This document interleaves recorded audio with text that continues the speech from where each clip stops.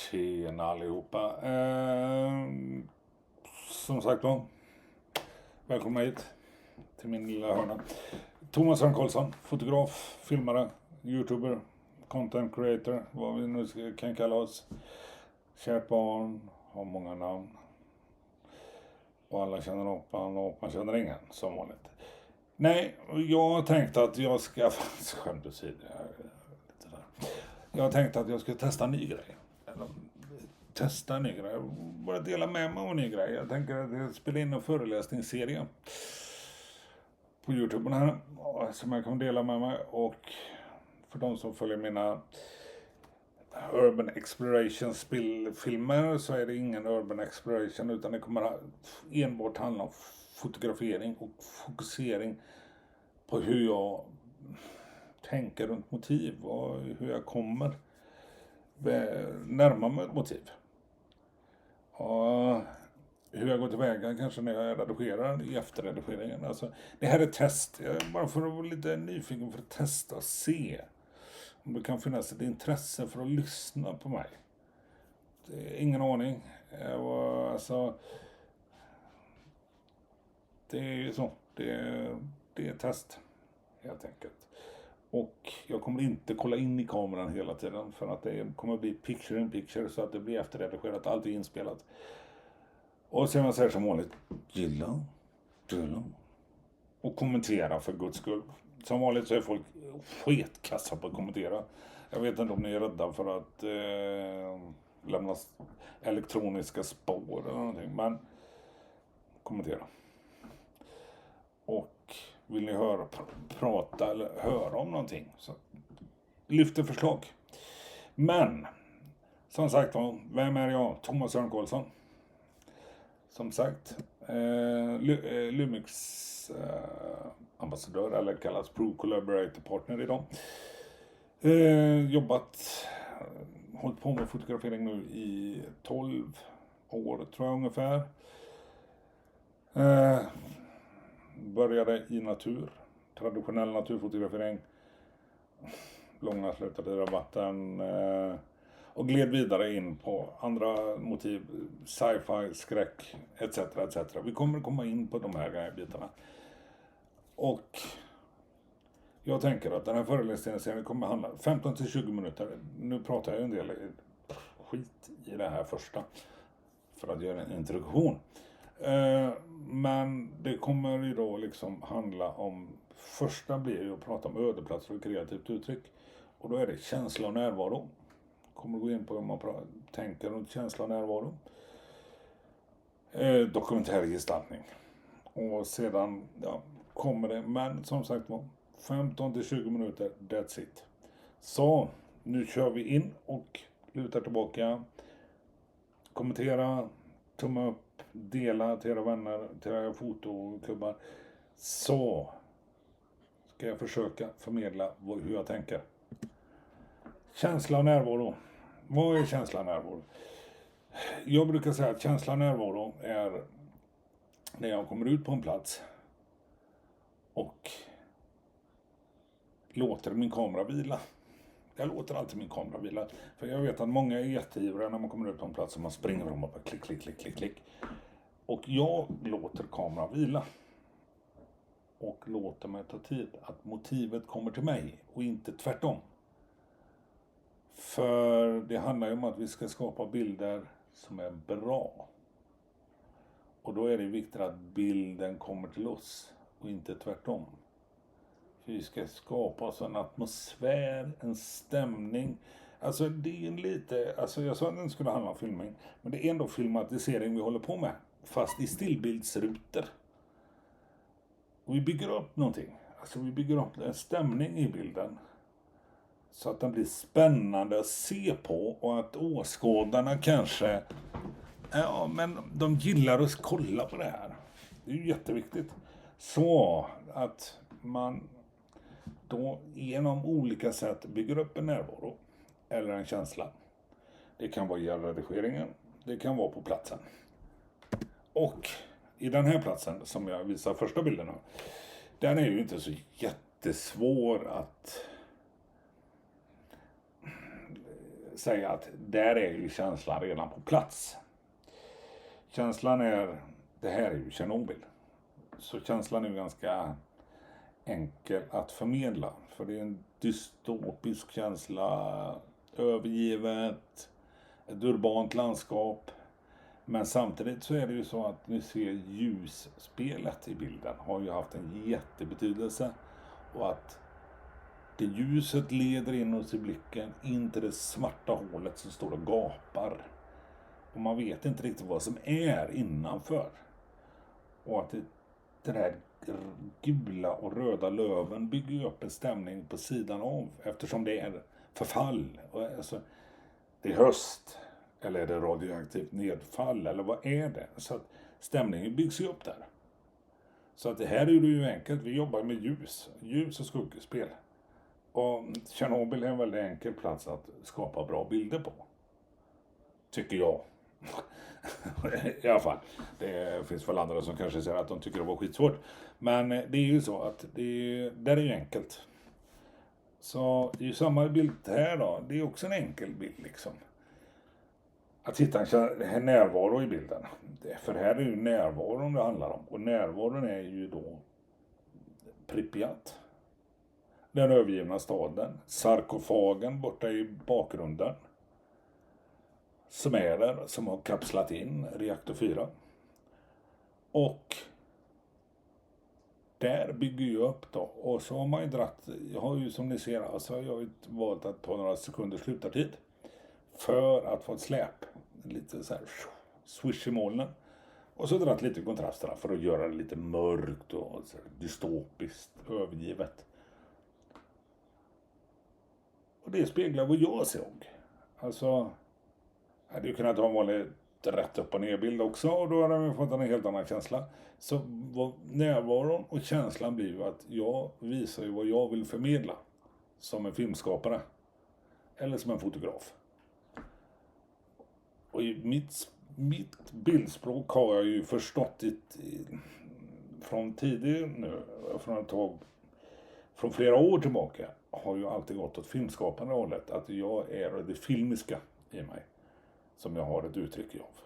Jag älskar att uttrycka mig filmiskt och lite så. Så att det blir lite så. Avskalade färger, ikonisk bild, Pariserhjulet. Också liksom, ja, närvaro. Ja. Känsla. Ja. Men enkelt på en sån här plats. Mycket svårare när man är på en hel plats som inte har så mycket nyhetsvärde och rubriker runt sig. Då blir det ännu svårare. Men här har jag valt liksom som där avskalade färgtoner. Låta färgerna gå lite åt det monokroma hållet. Och jobba med lite färgstick i bilden. Här, väldigt enkelt. Vad jag blivit? En fönsterruta, höstfärger. Där är ju känslan jag är ute efter. Jag är ute efter höstkänslan. Hur kan jag förmedla det? Är det så viktigt att visa vad som är innanför rutan? Eller är det viktigt att visa värmen och färgerna? Och det är självklart det är värmen och färgerna är ute efter det här. För att visa att det är höst på platsen. Så då väljer jag ju självklart, alltså som man egentligen, jag har inte valt att ljusa upp utan jag har mörkat ner och låter skådespelet bli lövverket.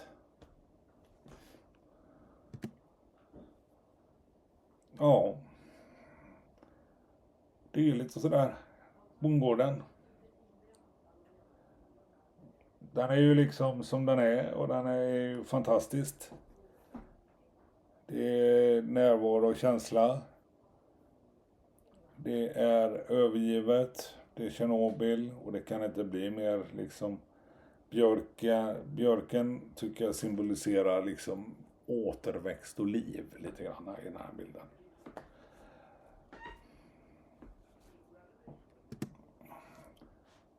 Och väldigt enkelt. Närvaro, känsla. Där har ni ju allt i den här bilden. Det har ju närvaron och jag en känsla. Närvaron är Det är skrämmande. Känslan är farligt. Det är mörker. Det är... det är ganska mycket som talar den här bilden. Det är ingen lätt bild. Det är en svår bild. En svårtuggad bild. Du har duga radarstationen i bakgrunden och du har radioaktiva skylten. Det är mycket som talar för... Det är både känsla och det är närvaro och det är farlighet och det är något mörkt och det är... det är en tung bild. Där har vi liksom gått igenom känsla, närvaro och det ska gå snabbt där. Det ska inte vara så här för långsamt. Så att känsla, närvaro, lite grann skummat på ytan. Ni får ju kommentera i kommentarsfältet om ni vill ha fördjupning och känsla och närvaro. Men vi kliver vidare in i dokumentär gestaltning. Och vad är dokumentär gestaltning? Ja, det kan man ju fråga sig. Och frågar vi olika människor så blir det olika svar, skulle jag tro. Att det här är ju det som är så roligt. Det finns ju egentligen finns det något rätt och fel? Dokumentär gestaltning, ja, det kan vara svartvitt. Det kan vara monokromt. Det kan vara tunbjörk. Det kan vara, men det finns ju några som är bra på dokumentär gestaltning. Och då är det en dokumentärbild egentligen som är rätt upp och ner dokumentär. Alltså det är inga extravaganser runt bilden utan man har en bra komposition, man har en snygg inramning, dokumentärgestaltning. Och jag skulle väl säga att jag gillar svartvitt, jag gillar dokumentärgestaltning, jag gillar det här lite grann också, för jag är svag för det här. Men samtidigt är jag svag för att bryta normen och reglerna. Så att när det kommer till dokumentärgestaltning så har jag känslan närvaro där också. Alltså jag vill bryta på det, jag vill tänja på gränserna. Vad fan vad jag hatar det här. Alltså när jag börjar fotografera, och så alltid fått höra det hela tiden. Man får inte så. Det är jävla regler. Det är för värdelöst, kan jag säga. Jag hatar det här. Jag hatar det här att vi ska vara i fack och boxar hela tiden. Vad är det med den här fotovärlden? Det är ju helt absurt. Snälla någon. Väx upp och lär er prata klarspråk, människor. Gör vad ni vill. Tycker ni om att fotografera en viss grej så gör det, och gör det på ert sätt och kalla precis det vad fan ni vill. Så länge ni inte fotograferar elefanter och det är myra, eller ni kallar det myra liksom, men gör vad ni vill. Dokumentär gestaltning då. Svartvitt. Yes. Jag var inne på svartvitt väldigt mycket ett tag. Jag har gått igenom sådana faser i min fotografering. Jag har gått från långa slutartider, jag har gått från svartvitt, jag har gått från skräck, jag har gått fantasy. Alltså hela tiden ett spinnande liksom, var jag är på väg i min resa som fotograf och filmskapare. Men redesign. Och det är lite sådär. Nej, det här är den dokumentära gestaltningen. Och för mig så kan man ju tänja lite på gränserna. Som här. En multiexponering då. Skärpa och oskärpa har jag lagt ihop. Skärpa på glaset, oskärpa på det. Alltså det hade blivit så traditionellt liksom. Hade jag bara tagit en bild knivskarp på skorstenarna så hade det blivit så. Ja, okej. Så det är en ödefabrik. Men nu väljer jag då att göra en tvärtom-variant egentligen lite grann. Jag fokuserar på det trasiga i förgrunden. Och låter det andra vara som ett skuggspel, som små marionetter i bakgrunden som bara bygger upp en scen. Där man kan liksom tänka sig att man sugs ut genom rutan och kommer ut i den stora scenen. Det är lite så jag tänker liksom. Alltså, ja, nu här är övergångs... Här bygger jag upp någonting och här kommer nästa scen och här kommer nästa scen och det är nästa klippfrekvens. Alltså man bygger någonting. Till något dramatiskt liksom. Och det här är ju dramatiskt. Det är ju ganska intressant liksom. Alltså väldigt spännande att göra det på det här viset. Men samma så här är det ju där traditionellt. Ja, varför inte? Svartvit ladies, ja. Det är ju sådär, man ser en bild, man hittar den och man bara, okej, den blir bra. Det är en bra ruta. Och det är ju så, alltså ibland så behöver inte bilden vara den perfekta. Alltså det måste inte vara den där superbilden. Men jag gillar det där, det stod ladies och så var det som en toalett. Liksom tänkte jag. Men ibland så är det ju sådär att jag har ju gått och det här. Jag gillar ju att mixa och experimentera, som jag sa, tänja på gränsen. Och jobba då med skärpa och oskärpa, dubbelexponeringar och försöka hitta ett annat element. Jag vet att jag blev jämförd i en utländsk tidning att de jämförde mig med David Lynch och Stephen King och Guillermo del Toro i mitt skapande. Och det är ganska smickrande för att jag försöker ju hitta mystiken på platsen. Och där man försöker hitta någonting annat. En annan vinkling, en annan atmosfär. Och så många kanske ser att, jag ser ju det att många efterapar mina bilder. Det är ju så, min efterapar min redigering, efterapar mina bilder. Men man kan se direkt när det är en Thomas Örn Karlsson-bild. Så enkelt är det, man kan se, ja, jag skapar mitt eget bildspråk. Och det är inget fel på efterapa. Vill man vara en copycat så kör man det racet. Men så är det ju, alltså jag tycker det är fascinerande. Jag gillar att folk suger åt sig, tar åt sig och testar det jag håller på med. Men det är så viktigt, och jag har sagt det så många gånger under mina föreläsningar jag har haft, att hitta sitt eget bildspråk. Det är superviktigt. Det här kan vara en väg och lyssna lite grann och ta åt sig. Eller bara det här inramningen och hitta en björk. Alltså, du vet. Alltså, måste allting vara så korrekt? Nej, egentligen inte. Det här, alltså, det är ju alltid där. Jag skulle säga att det är mycket liv och död i mina bilder. Alltså, det är mycket så här. Liv och död har en stor betydelse i mina bilder. Alltså, jag inser ju att symboliken är att träden lever. Och jag har det förfallna, jag har ruiner ofta i bilderna. Men trädet är ett återkommande tema. För trädet är liv. Trädet ger liv på jorden. Och det är också där. Bygga upp svartvitt, dokumentär. Gestaltningen är trädet, inramningen är trädet. Och det är ganska, det är ju sådär, ja, det här är min typ av dokumentärgestaltning. Det är alltså, det är både känsla, närvaro och en traditionell avbild, men ändå inte en traditionell avbildning. Som den här. Ja, det kanske inte är den bästa bilden, men någonting så fastnar jag för det här att träbänken står där, håller på att falla ihop mot väggen. Träväggen är där. Och mitt i allt det här så växer björken och får ett liv. Det är också en jättespännande bild. Vad händer liksom?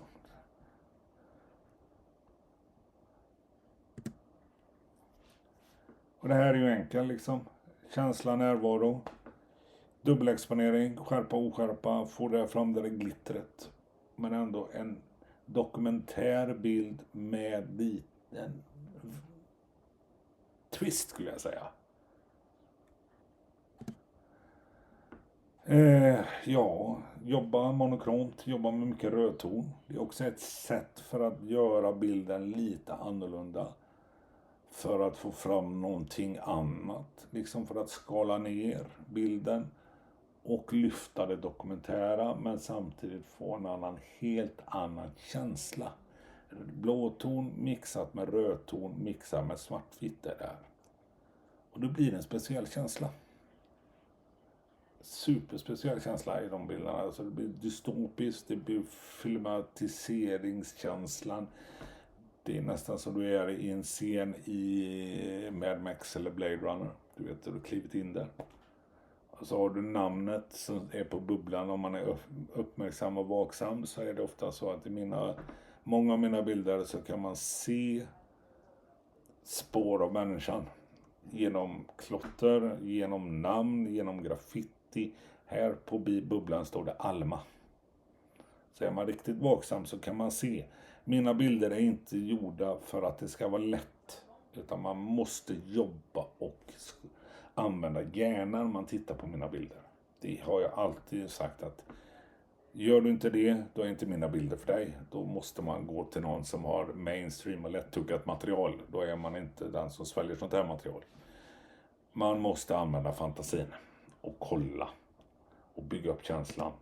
Som här, man bygger upp en känsla, solljuset, snön, man ser där känslan, det är kallt och det är ugget och det är inte där så trevligt.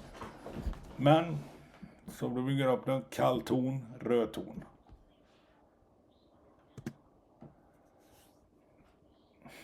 Dokumentärgestaltning som sagt var, rätt upp och ner, hus. Blir ju nästan bostadsfotograf. Men ändå inte. För att jag väljer också att dra ner tonerna, skala av. Och det är ju samma nästa liksom att där har vi då hittat det här fantastiska vagnsskjulet ute i skogen. Jag fotograferade många gånger, jag har testat det i grönt och jag testade i olika årstider. Men det passar bäst. Och det känns som det är lite sagohus. Det är det som är intressant. Det känns som ett sagohus. Så att dokumentärgestaltning kan ju vara så mycket mer. Och det här är sista bilden för den här föreläsningsserien. Så att nu ska vi prata lite. Så vad kan vi summera? Närvaro, känsla. Närvaro och känsla, väldigt viktigt i alla mina bilder. Men som ni ser, vissa bilder är ju lite lättare med närvaro och känsla.